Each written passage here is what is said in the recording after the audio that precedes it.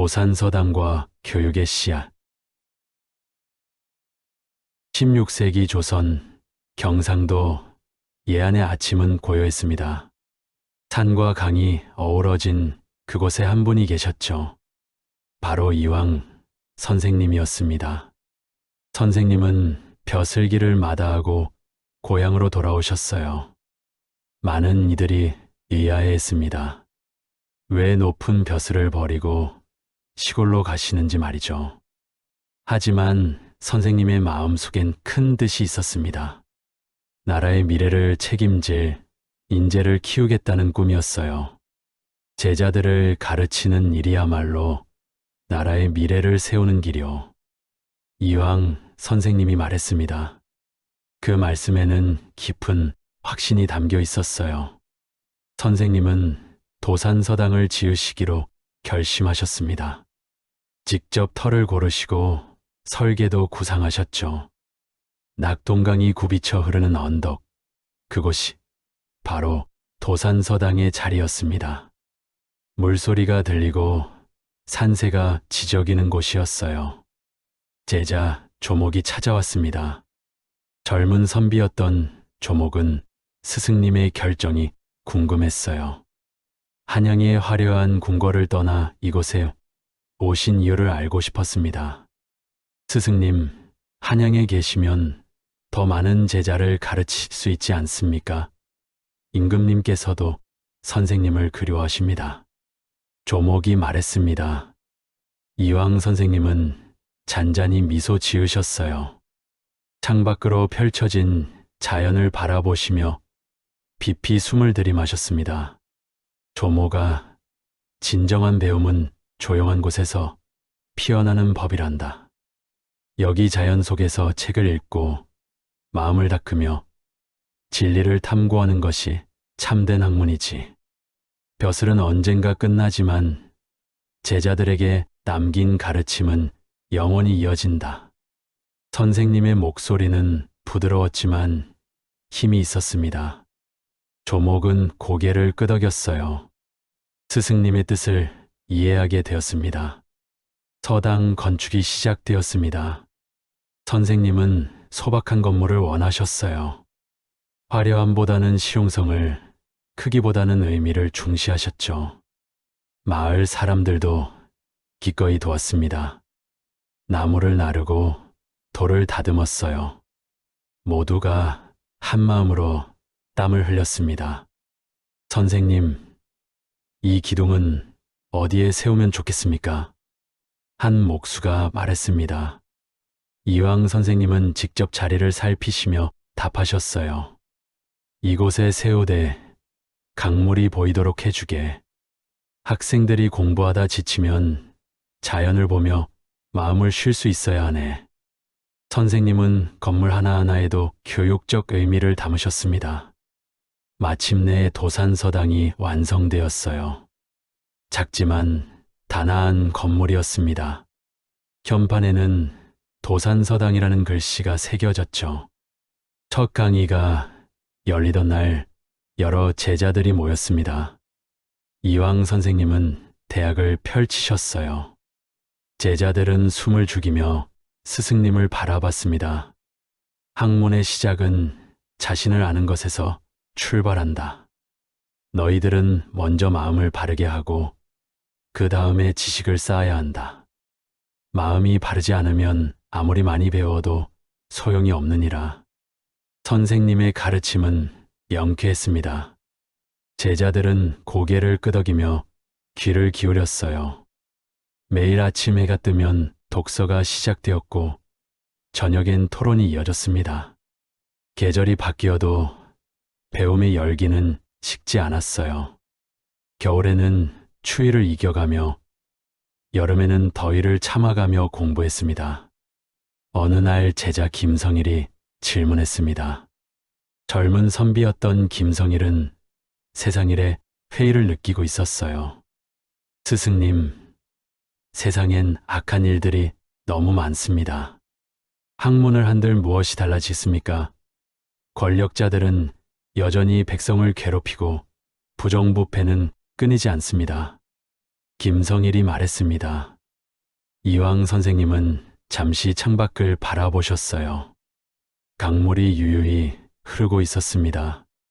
물은 흐르고 흘러 결국 바다에 이르듯 선생님의 생각도 깊이 흘렀습니다. 성이라, 한 사람이 바뀌면 한 집안이 바뀌고 한 집안이 바뀌면 마을이 바뀐다. 그렇게 조금씩 세상은 나아지는 것이란다. 너무 조급해하지 마라. 진정한 변화는 천천히 오지만 오면 깊이 뿌리 내리는 법이다. 선생님의 대답은 희망으로 가득했습니다. 김성일은 그제야 고개를 들었어요. 눈빛이 달라져 있었습니다. 다시 힘을 얻은 듯 했죠. 도산서당의 명성은 점점 퍼져나갔습니다. 먼 지방에서도 배움을 청하는 이들이 찾아왔어요. 선생님은 누구든 받아주셨습니다. 신분도 재산도 따지지 않으셨죠. 오직 배우려는 마음만 있으면 됐습니다. 양반 자제도 평민의 아들도 함께 앉아 공부했어요. 제자 유성룡도 그렇게 찾아온 학생 중 한 명이었습니다. 총명했던 유성룡은 스승님의 가르침을 빠르게 흡수했어요. 하루는 어려운 문제를 풀고 스승님께 보여드렸습니다. 스승님, 이 책의 뜻을 이렇게 이해했는데 맞습니까? 저는 이렇게 생각했습니다. 유성룡이 말했습니다. 이황 선생님은 제자의 답을 꼼꼼히 살펴보셨어요. 한참을 읽으시더니 고개를 끄덕이셨습니다. 훌륭하구나. 하지만 여기서 한 걸음 더 나아가 보거라. 그 뜻을 내 삶에 어떻게 적용할 수 있을지 생각해 보렴. 책 속의 지식이 삶이 되어야 진정한 배움이란다. 선생님은 단순한 지식 암기를 원치 않으셨습니다. 삶과 연결된 학문, 실천하는 지혜를 강조하셨죠. 제자들도 그 뜻을 깊이 새겼습니다. 세월이 흘렀습니다. 도산서당에서 배운 제자들은 하나둘 세상으로 나갔어요. 관리가 되기도 하고 학자가 되기도 했습니다. 그들은 스승님의 가르침을 잊지 않았어요. 백성을 위한 정치를 펼치고 올바른 학문을 전파했습니다. 스승님께 배운 이니에지의 정신을 실천했죠. 이황 선생님은 저녁 노을을 바라보며 생각에 잠기셨습니다. 주름진 얼굴엔 만족스러운 미소가 번졌어요. 제자들이 바르게 자라나는 모습을 보는 것만큼 기쁜 일이 없었습니다. 이곳에서 시작된 배움의 씨앗이 온 나라에 퍼져나가길 바란다. 그래서 이 땅의 모든 백성이 행복해지길 소망한다.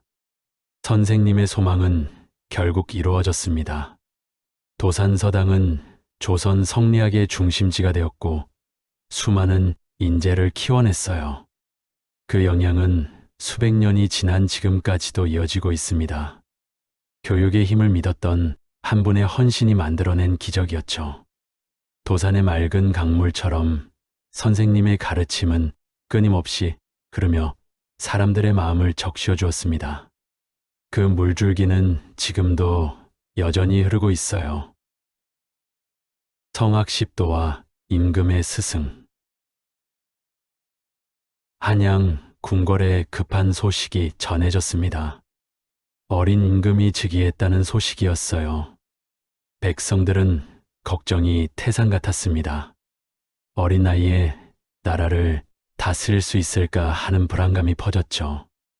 조정의 대신들도 마찬가지였습니다. 누가 어린 임금을 바르게 이끌어줄 수 있을까요? 이황 선생님을 모셔오는 것이 어떻겠습니까? 한 대신이 말했습니다. 모두가 고개를 끄덕였어요. 이황 선생님의 학식과 덕망은 온 나라에 알려져 있었습니다. 사신이 급히 예안으로 떠났어요.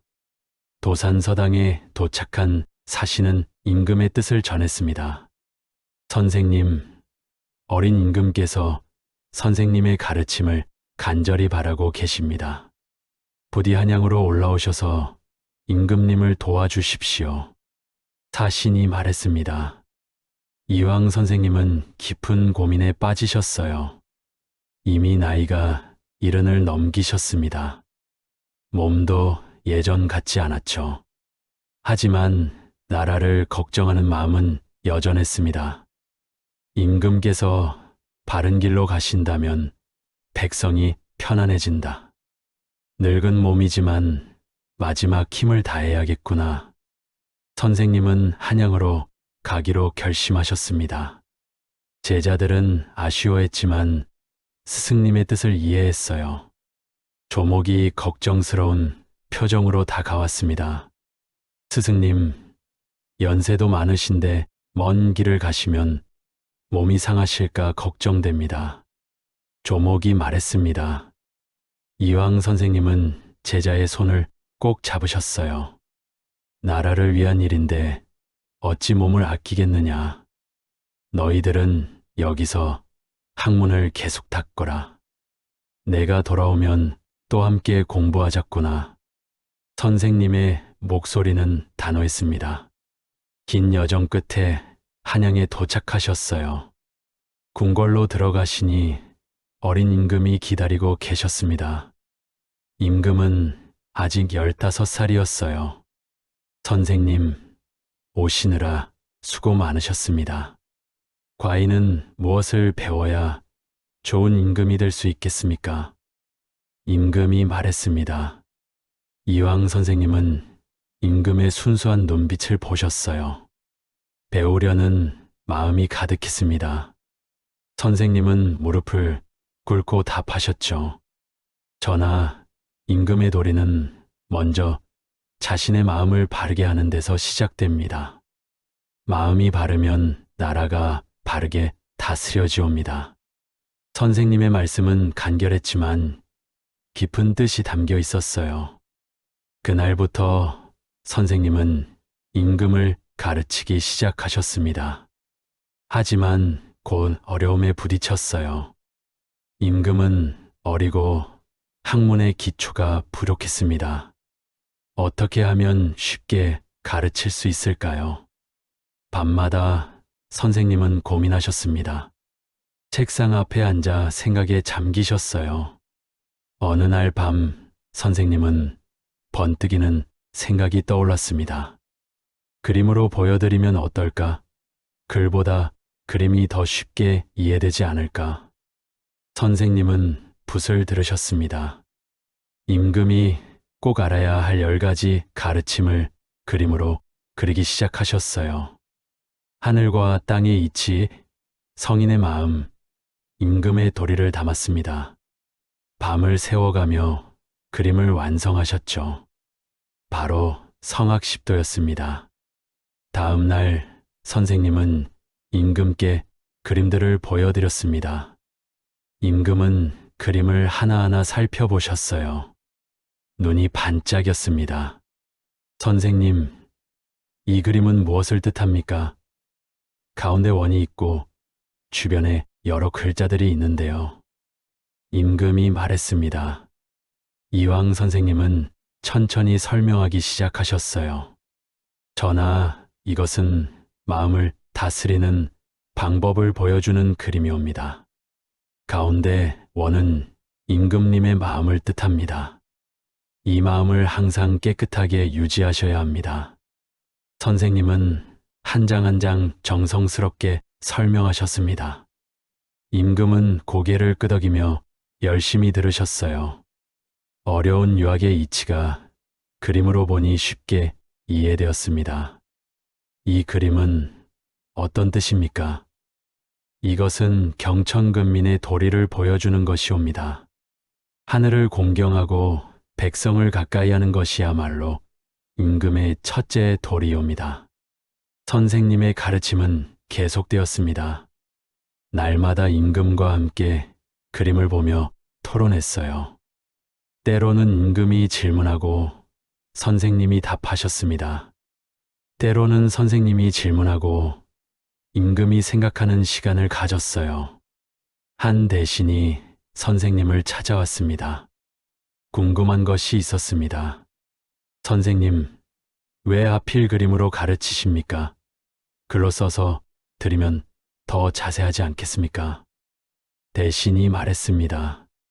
이황 선생님은 부드럽게 웃으셨어요. 글은 읽어야 이해할 수 있소.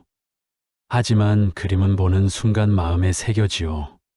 전하께서 바쁘신 중에도 언제든 펼쳐보시고 스스로를 돌아보실 수 있도록 하기 위함이오. 선생님의 지혜로운 답변이었습니다.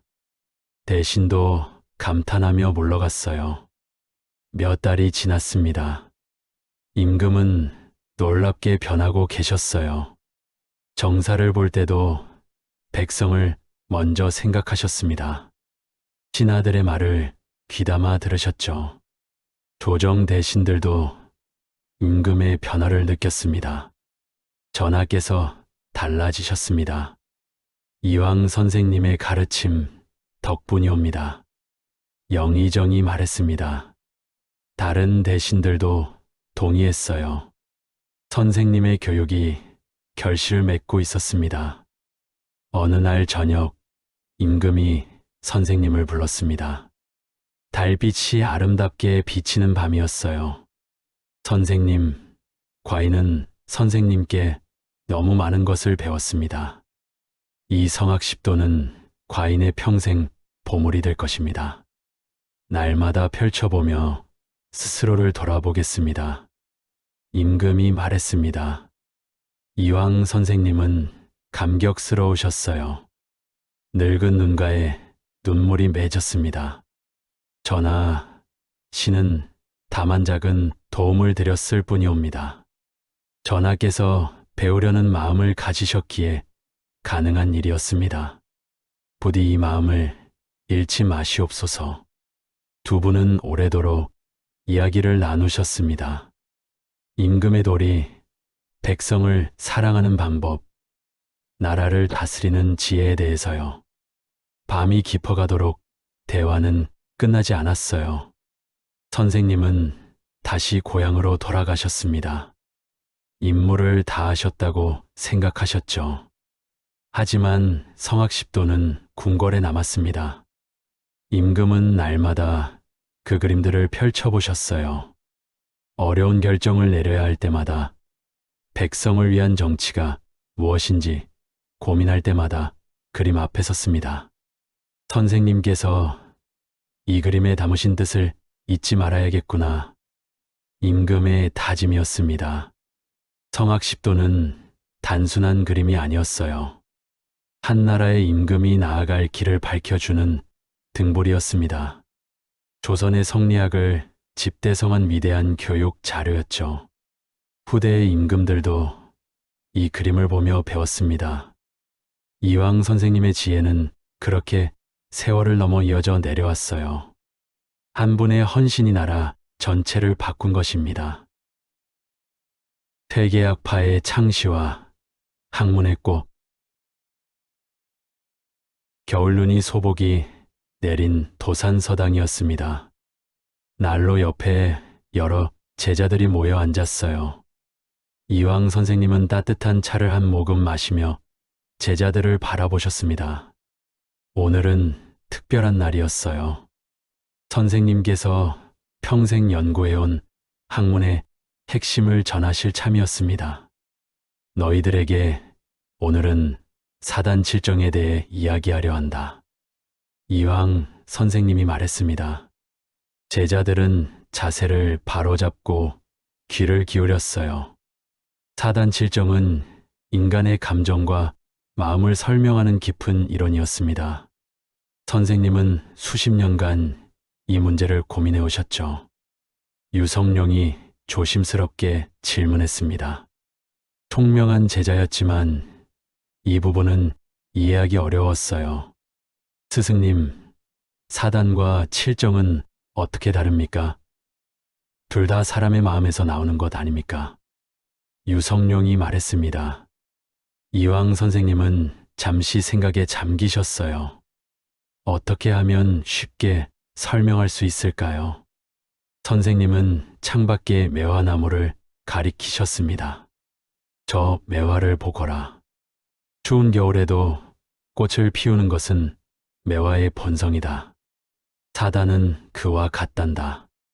인간의 순수한 본성에서 나오는 네 가지 마음이지. 측은지심, 수호지심, 사양지심, 시비지심이 바로 그것이다. 선생님의 설명이 이어졌습니다. 제자들은 고개를 끄덕이며 이해하기 시작했어요. 그렇다면 칠정은 무엇입니까? 김성일이 말했습니다. 이황 선생님은 미소 지으셨어요. 칠정은 기쁨, 노여움, 슬픔, 두려움, 사랑, 미움, 욕심이다. 이것은 본성과 기질이 함께 작용해서 나오는 감정들이란다. 사단보다 더 복잡하고 다양하지. 선생님의 말씀을 듣던 제자들 사이에서 토론이 시작되었습니다. 어떤 제자는 동의했고 어떤 제자는 의문을 제기했어요. 선생님은 이런 토론을 즐기셨습니다. 진리는 토론을 통해 더욱 분명해진다고 믿으셨죠. 며칠 후 전라도에서 기묘한 편지가 도착했습니다. 고봉 기대승이라는 젊은 학자가 보낸 편지였어요. 기대승은 이황 선생님의 사단 칠정론에 의문을 품고 있었습니다. 선생님의 견해에 존경을 표하오나 소생은 다르게 생각합니다. 사단과 칠정을 그렇게 나누는 것이 옳습니까? 편지의 내용이었습니다. 제자들은 무례하다고 생각했어요. 조목이 화가 났습니다. 스승님, 이 사람이 어찌 감히 선생님의 학설에 이의를 제기합니까? 답장을 하지 마십시오. 조목이 말했습니다. 하지만 이황 선생님은 오히려 기뻐하셨어요. 편지를 여러 번 읽으시며 고개를 끄덕이셨습니다. 아니다. 이 사람은 진정으로 진리를 탐구하는 학자로구나. 내 생각이 틀렸을 수도 있지 않겠느냐. 답장을 써야겠다. 선생님은 정성스럽게 답장을 쓰기 시작하셨어요. 기대승의 의문에 하나하나 답하셨습니다. 그리고 오히려 질문을 던지셨죠.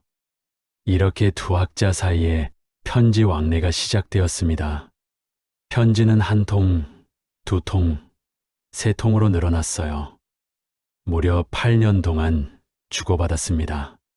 편지 내용은 점점 깊어졌어요. 사단 칠정뿐 아니라 인간의 본성, 우주의 이치, 도덕의 근원까지 다루었습니다. 선생님, 오늘도 기대승의 편지가 왔습니다. 제자가 편지를 전해드렸습니다.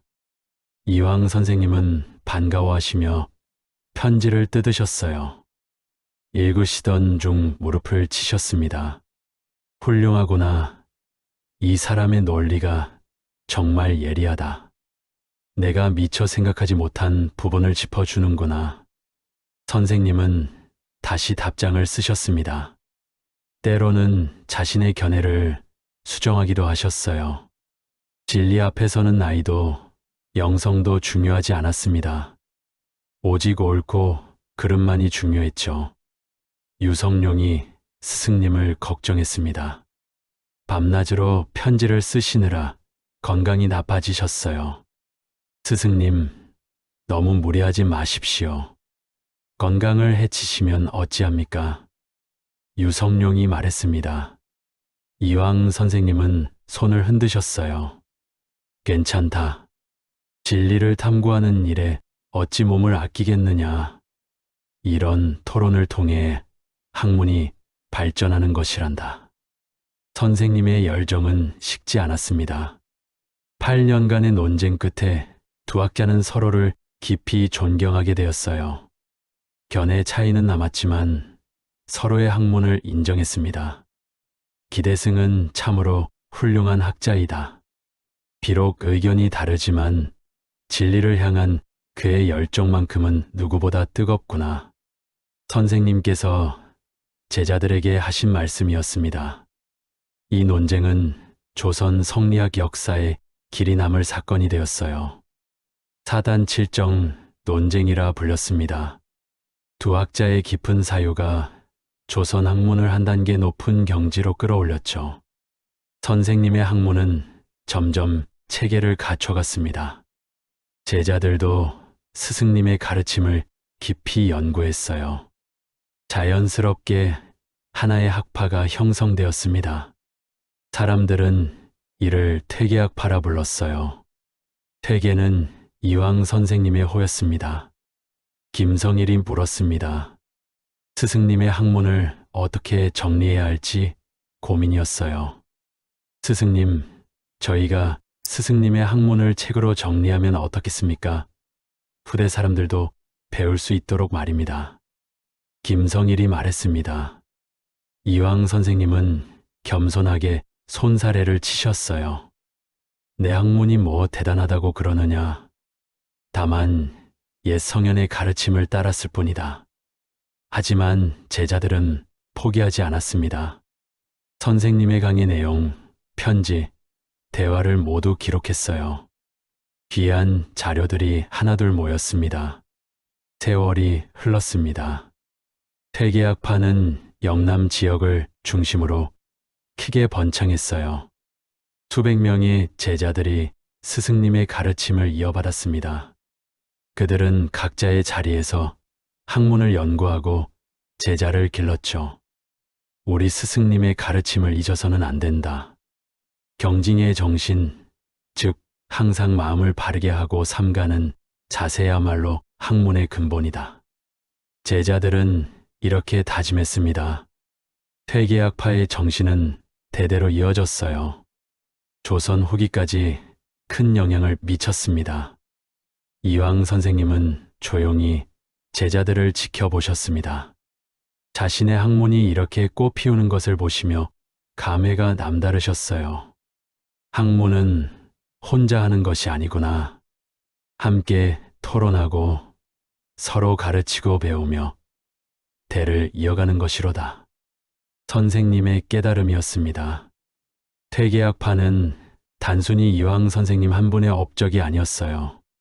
수많은 제자들과 함께 만들어낸 공동의 결실이었습니다. 그 학문은 조선을 넘어 일본과 중국에까지 전해졌어요. 동아시아 유학사에 큰 족적을 남긴 위대한 학파였습니다. 한 분의 열정과 제자들의 헌신이 만들어낸 찬란한 문화유산이었죠. 성학십도와 임금을 위한 마지막 가르침. 이황 선생님의 나이 70을 넘기셨습니다. 몸은 점점 약해지셨지만 마음만은 여전히 나라를 걱정하셨어요.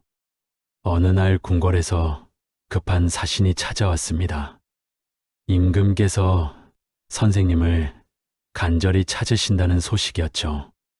선생님, 주상전하께서 선생님의 가르침을 다시 받고 싶어 하십니다. 나라의 앞길이 어둡고 걱정이 많으시다고 합니다. 사신이 말했습니다. 이황 선생님은 깊은 숨을 쉬셨어요. 한양까지 가기엔 몸이 너무 힘드셨습니다. 하지만 임금을 그냥 둘 수는 없었죠.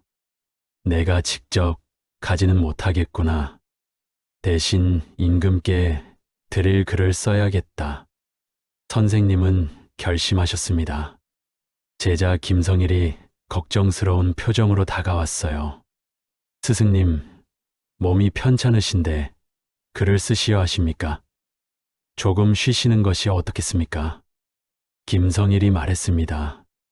이황 선생님은 고개를 저으셨어요.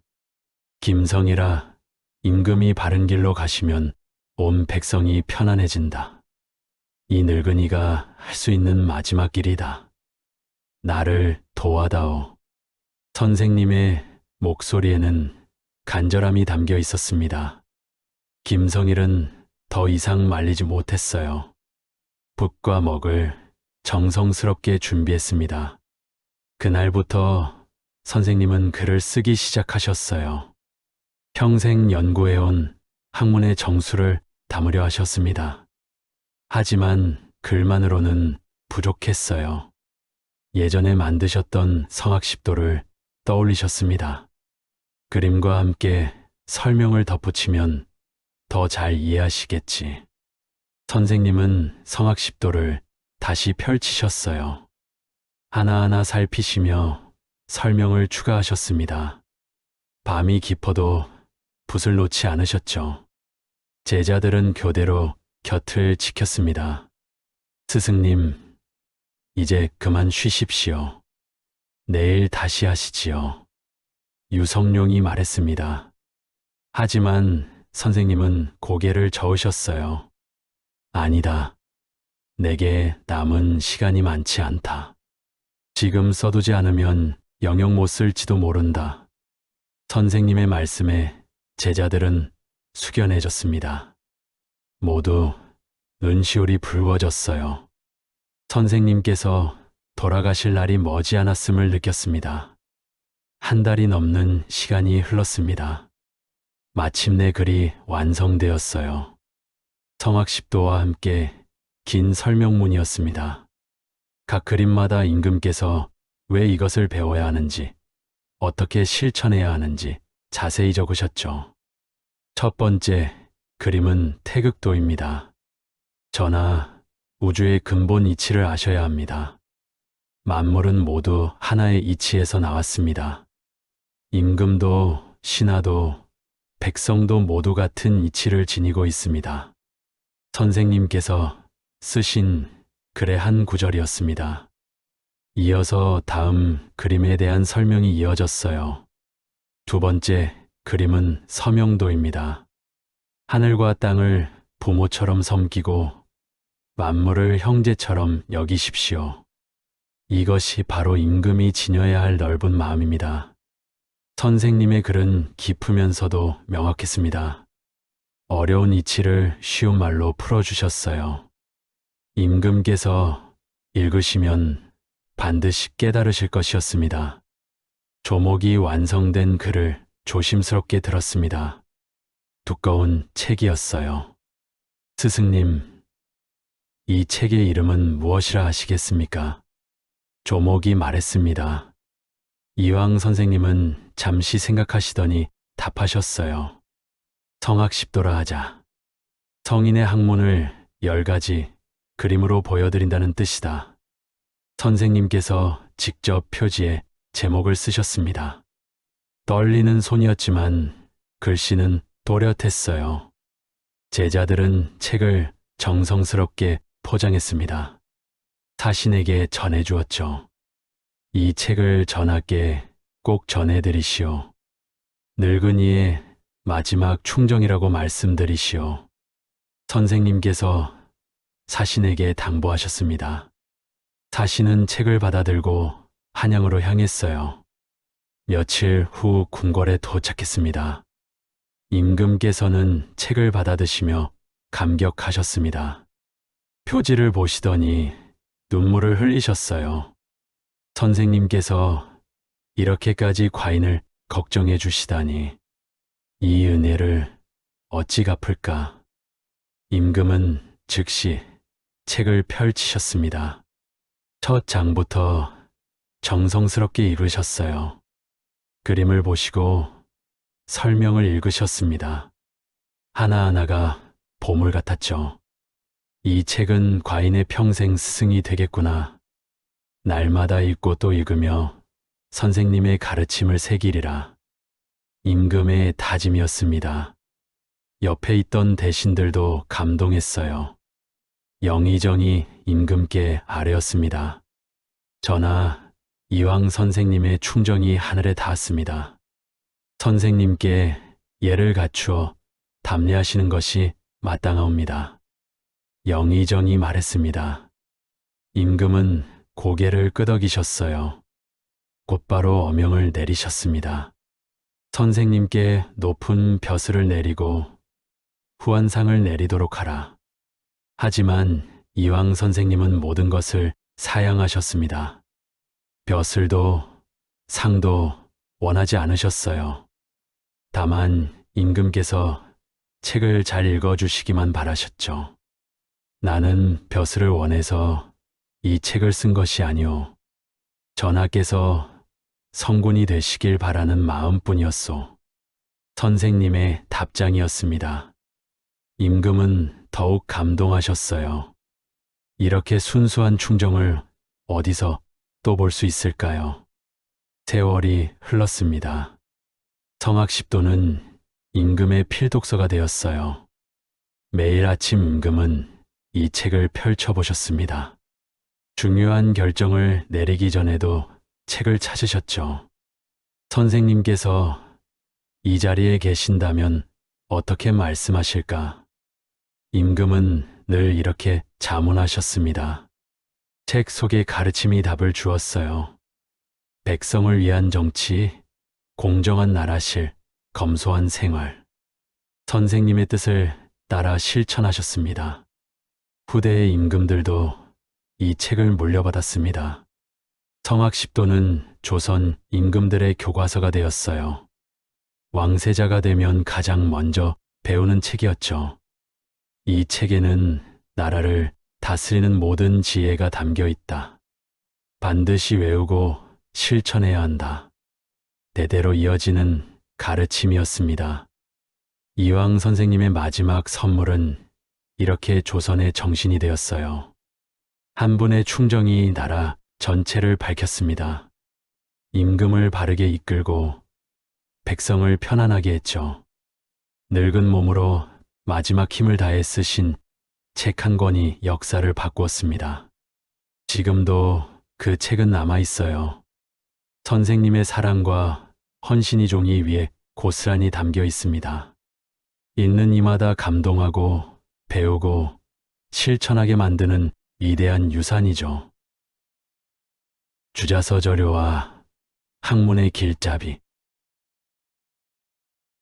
겨울바람이 차갑게 불던 어느 날이었습니다. 도산서당에는 여러 제자들이 모여 공부하고 있었어요. 그런데 제자들의 표정이 어두웠습니다. 무언가 고민이 있는 듯했죠. 이황 선생님께서 조용히 물으셨습니다. 무슨 일이냐? 너희들 얼굴이 왜 그리 어두우냐? 선생님의 부드러운 목소리였습니다. 제자 정구가 용기를 내어 말했어요. 스승님, 저희가 주자의 글을 읽으려 하는데 너무 어렵습니다. 책이 너무 많고 내용도 방대해서 어디서부터 시작해야 할지 모르겠습니다. 정구가 말했습니다. 다른 제자들도 고개를 끄덕였어요. 모두 같은 고민을 안고 있었습니다. 주자는 송나라의 위대한 학자였어요.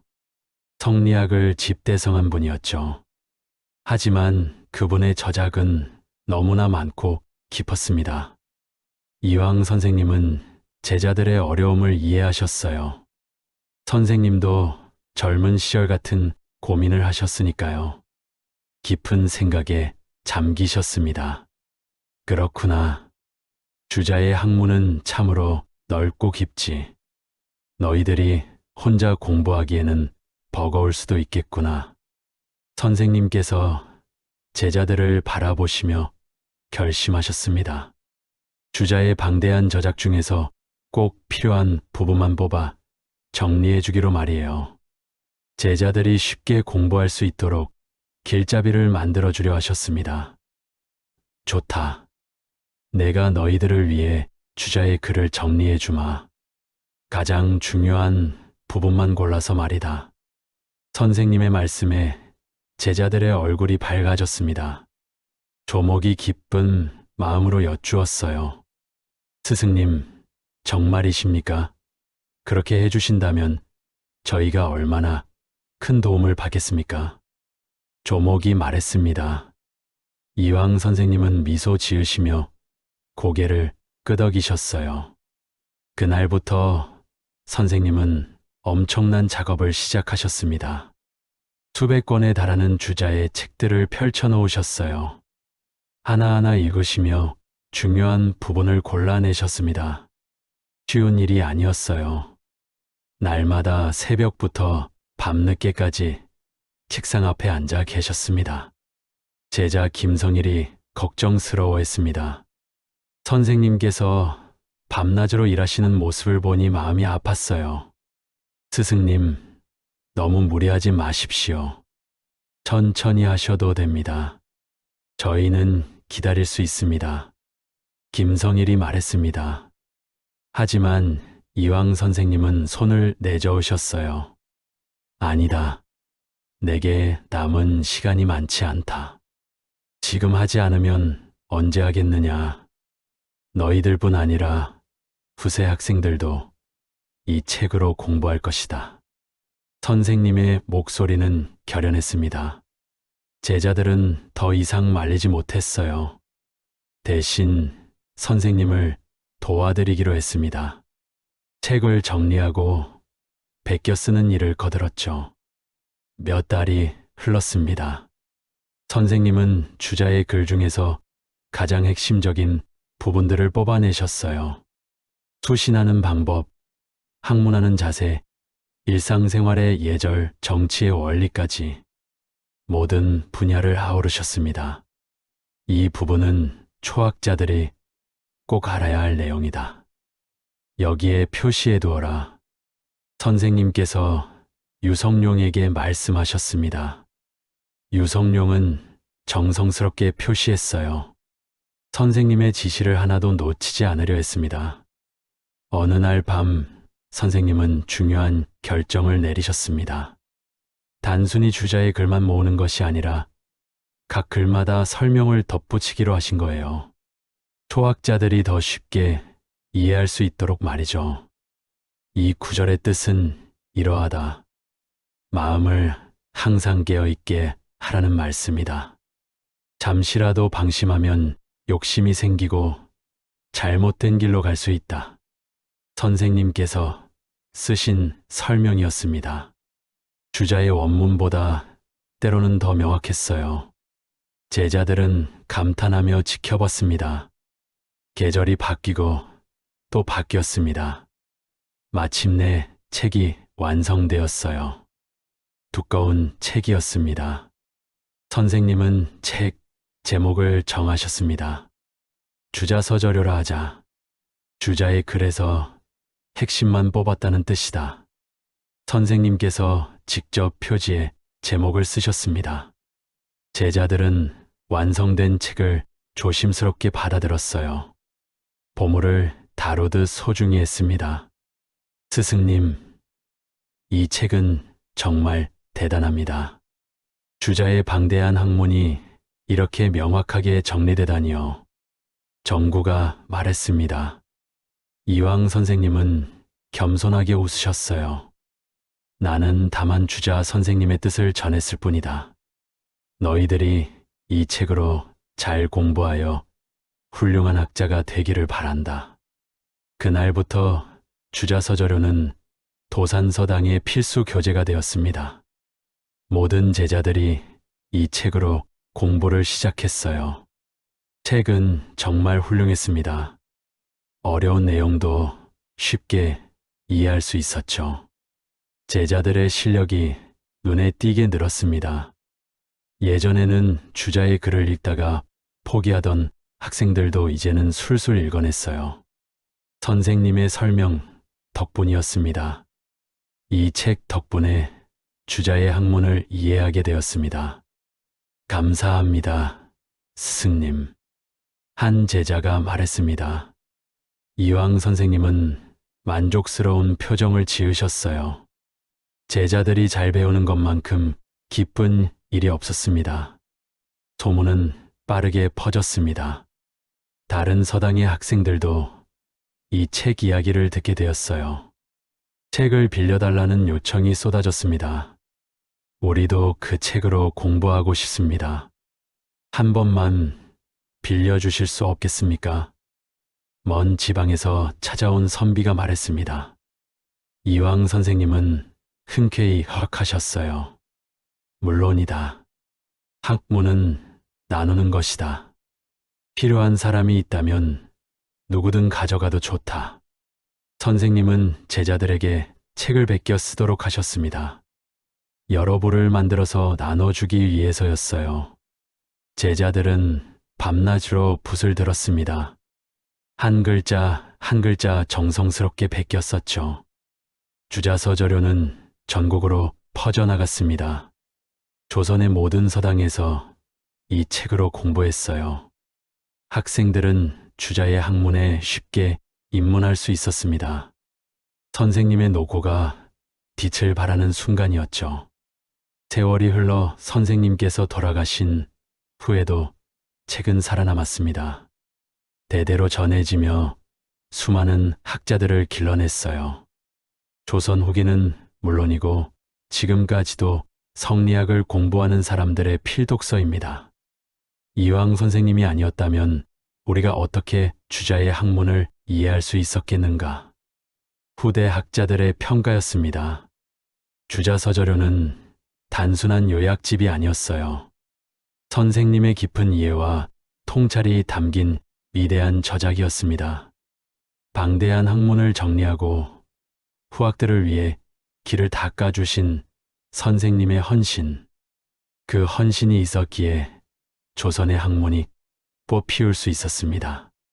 한 권의 책이 수백 년간 수많은 사람들을 가르쳤어요.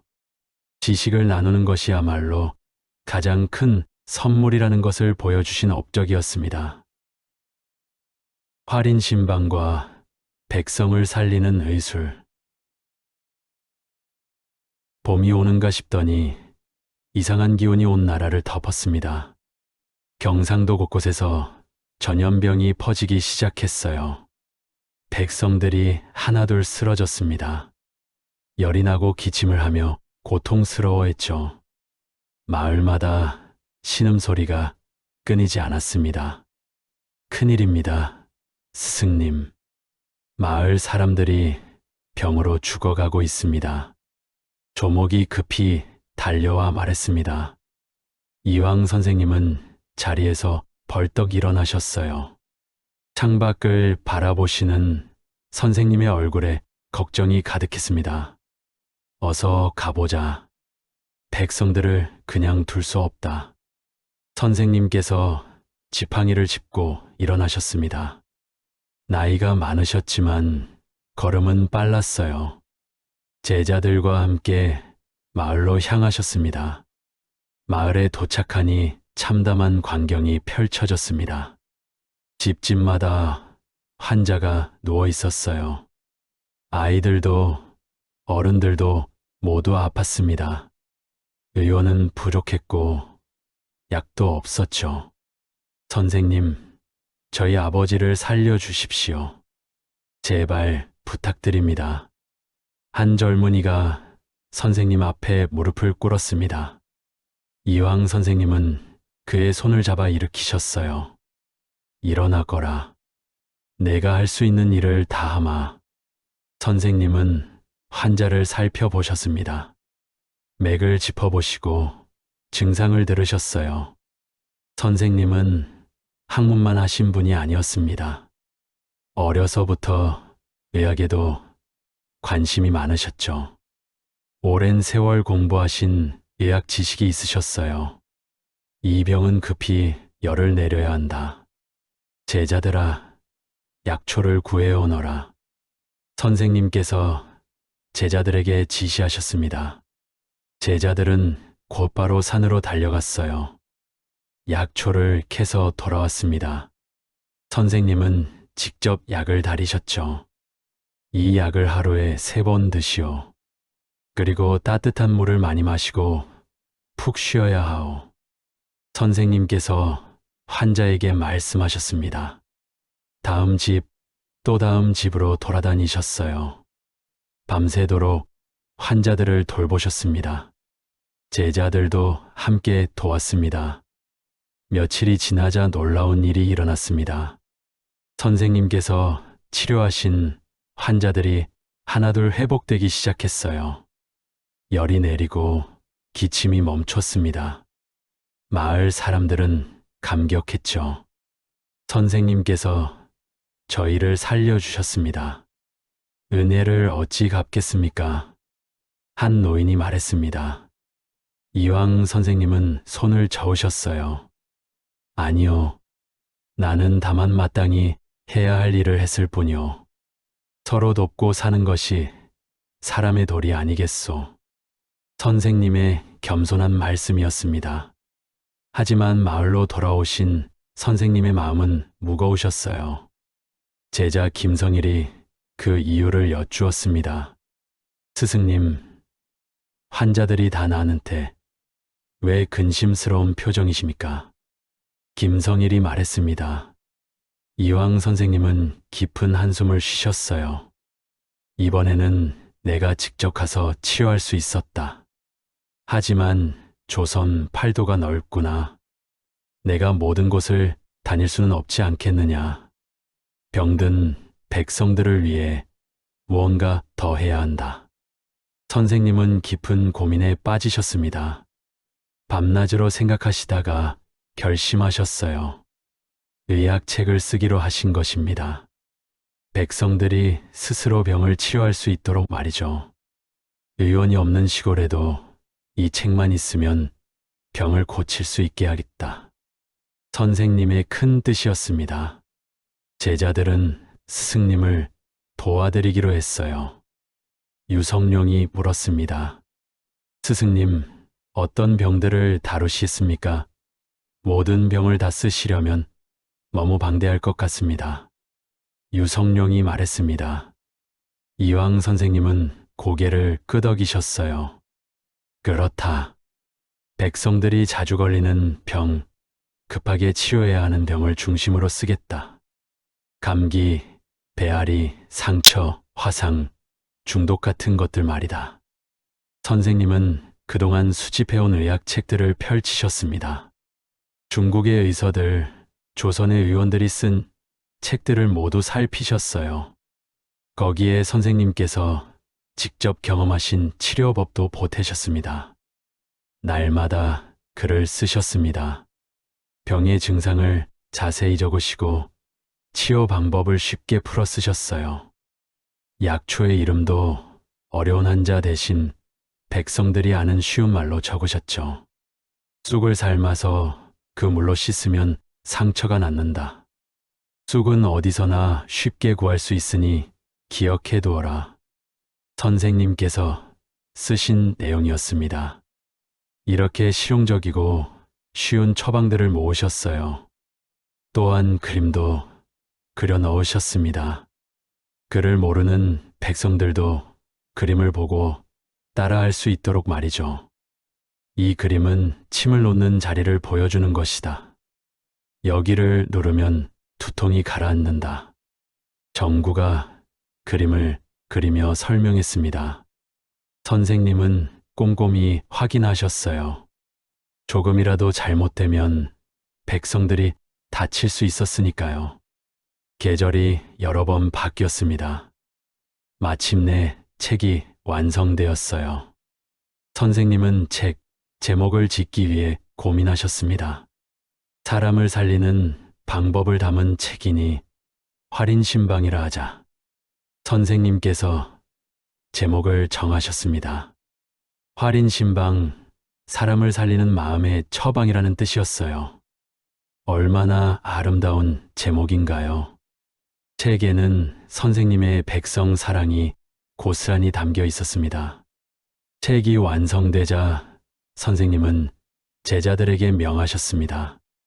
이 책을 여러 부 베껴서 각 마을에 나눠주어라. 병든 이들을 돕는 데 쓰도록 하여라. 제자들은 열심히 책을 베꼈습니다.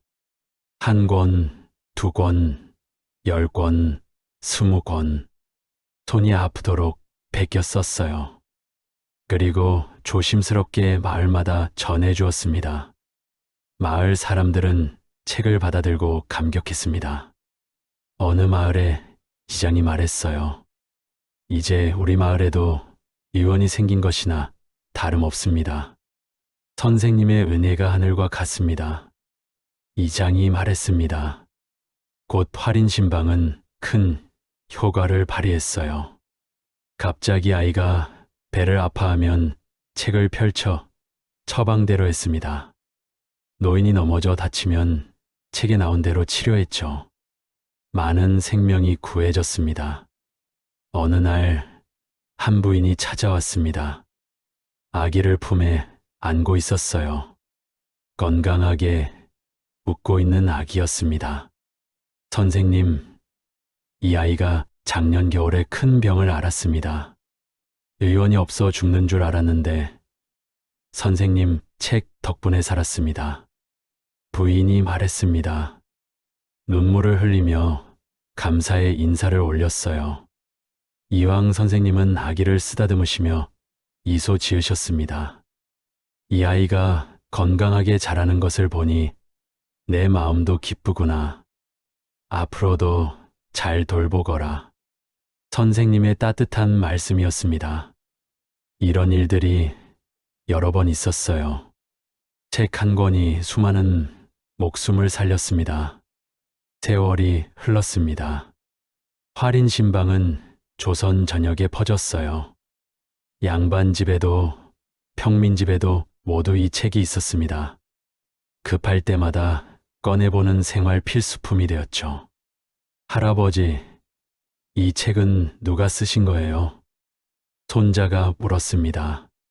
할아버지는 책을 쓰다듬으며 대답했어요. 이황 선생님이라는 분이 쓰셨단다. 백성들을 사랑하셔서 이렇게 귀한 책을 만들어 주셨지. 우리는 선생님께 큰 빚을 진 것이란다. 할아버지의 설명이었습니다.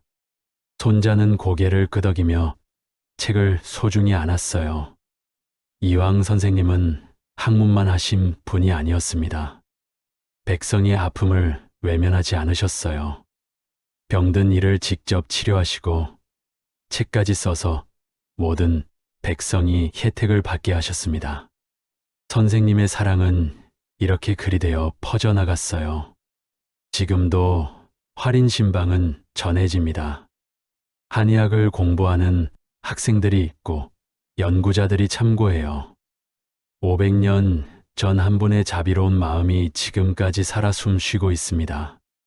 학문과 실천이 하나가 되어야 한다는 선생님의 가르침이 그대로 담긴 책이죠. 지식은 백성을 위해 쓰여야 한다는 것, 배운 자의 책임은 나눔에 있다는 것을 보여주신 위대한 업적이었습니다. 들으시면서 어떤 감정이 드셨나요? 댓글로 공유해 주세요. 감사합니다.